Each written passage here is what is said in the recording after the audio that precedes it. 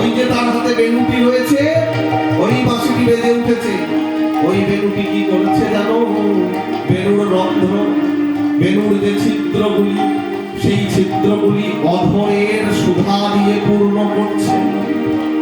অধরের সুধা রাশি পেয়ে বেলু বলে, হে গোবিন্দ, আমি তো সাক্ষাৎ সরস্বতী রূপে সাধনা করেছিলাম। যেদিন আমি তোমার অধরের সুধা পান করতে পারবো, সেদিন আমার এই বংশী জন্ম যেন ধন্য হবে। আমি সাক্ষাৎ সাধনা করেছিলাম, যদি আমায় জন্ম দাও, আমায় বংশী রূপে জন্ম দিও। আমি সেই বংশীর মাঝে কত রাগ রাগিনী বাজাবো।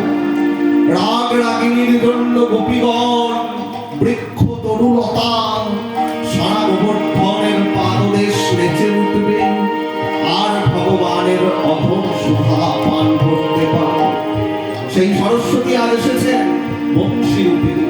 রন্ধ্রান বেণো রাধন সুধয়া পুরায়ণ, পূরণ করছেন গোপ বৃন্দাই। কেমন ভাবে আসছেন?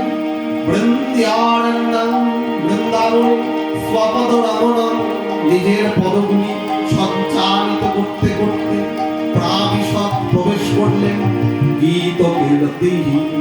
যার গীত, যার গান সকলে কীর্তন করে। এখনো সেই বৃন্দাবনে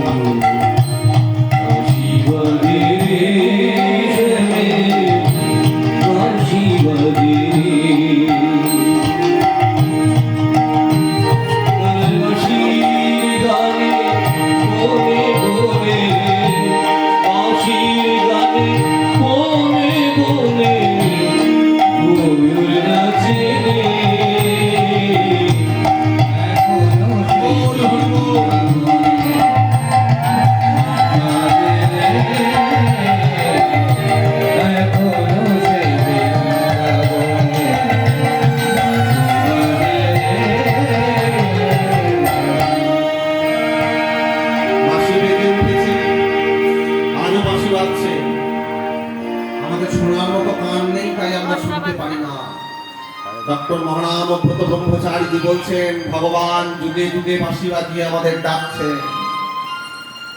বাঁশি শোনার মতো যদি কান থাকে, সত্যি আমরা শুনতে পাবো। ভগবানের বাঁশি যুগ যুগ ধরে বাজছে, শুধু শোনার মতো কান চাই। সেই কানটি তৈরি হলেই ভগবানের চরণে এসে পড়া যায়। আজকে যাদের কানে বাঁশি দিয়েছে, তারা এখানে এসেছেন শ্রী ভগবানের কথা মাধুরী, শ্রী ভগবানের কথা মকরন্দ আস্বাদন করবার লোভে লালায়িত হই। এই কথা অমৃত যদি আস্বাদন করা যায়, সহজেই শ্রী ভগবানকে পাওয়া যায়। প্রহ্লাদ মহারাজ ভাগবতে নববিধা ভক্তির উল্লেখ করেছেন। তার মধ্যে প্রথম কি? শ্রবণম কীর্তনম। প্রথমই হলো শ্রবণ। তাই শ্রবণ যদি ঠিকঠাক হয়ে যায়, এক অঙ্গ সাধে কেহ সাধে বহু অঙ্গ। যদি একটা অঙ্গ ঠিকঠাক সাধন করতে পারেন, শ্রবণ যদি ঠিক হয়, আমাদের তো হয় না। আমরা তো এখানে বসেও বিষয় চিন্তা করি, এখানে বসেও ঘরের চিন্তা করি। হাই রে, আমার ঘরটা কি হলো, আমার ছেলেটা খেতে পেল কিনা, আমার স্বামীটা ভাত পেল কিনা। এই চিন্তা করতে করতে আমাদের দিন যায়, আমাদের শ্রবণ হয় না। কিন্তু বলা হলো শ্রবণং কীর্তনং বিষ্ণুস্মরণং পাদ সেবনং অর্চনং বন্দনং দাস্যং সখ্যং আত্মনিবেদনং। শ্রবণ কীর্তন শরণ বন্দন পাদ সেবন দাসরে अर्चनं वन्दनं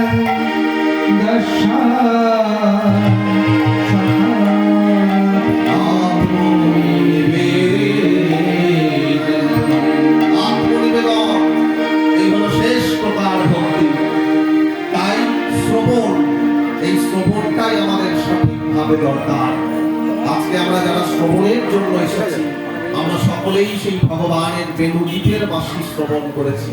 ভগবান আমাদেরকে ডেকেছেন, এই 5 দিন ধরে আমরা এখানে আস্বাদন করবো হরি সংকীর্তন, তার নাম কথা, মহিমা কথা, নাম রূপ গুণ লীলাদিনাম উচ্চৈ ভাষণন্তু কীর্তনম।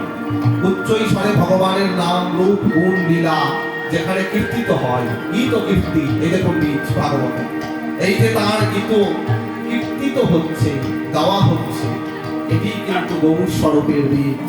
মহাপ্রভু আবির্ভূত হয়ে জগতের জীবকে ডাক দিলেন, ও ভাই তোমরা এই কলি সংকীর্তন যজ্ঞে তোমাদের জীবনটাকে পূর্ণ করো, পূর্ণ করো। এসো আজকে সেই প্রেমানন্দে মেতে তোমরা সকলে মিলে মহাপ্রভুর সেই আনা হরিনাম যজ্ঞে অংশগ্রহণ করো, যার একমাত্র আমাদের তৎপত যে বস্তুকে লাভ করা আমাদের একমাত্র কর্তব্য, সেটি হলো প্রেম। ধর্ম না, অর্থ না, কাম না, মোক্ষ না, প্রেম প্রেম প্রেম। প্রেমানন্দামৃত সিন্ধু মাঝে শ্রী ভগবানের গুণগাথাতেই আমাদের একান্ত মঙ্গল। সবার শ্রীচরণে পুনঃ পুনঃ প্রণাম। যারা উপস্থিত হয়েছেন সবার আশীর্বাদ প্রার্থী আমরা, সকলেই আশীর্বাদ করবেন যেন গৌর গোবিন্দ কথায় জীবন যায়, সকলে অতি সুদৃঢ় প্রেম ভক্তি লাভ হোক, সকলে প্রেমানন্দে যেতে ভগবানের গুণকীর্তনে গতি হন, এই প্রার্থনা করে পুনঃ পুনঃ দণ্ডবত প্রণতি জ্ঞাপন করে আজকের এই ভাগবতী কথা বিশ্রাম ঘোষণা করছি।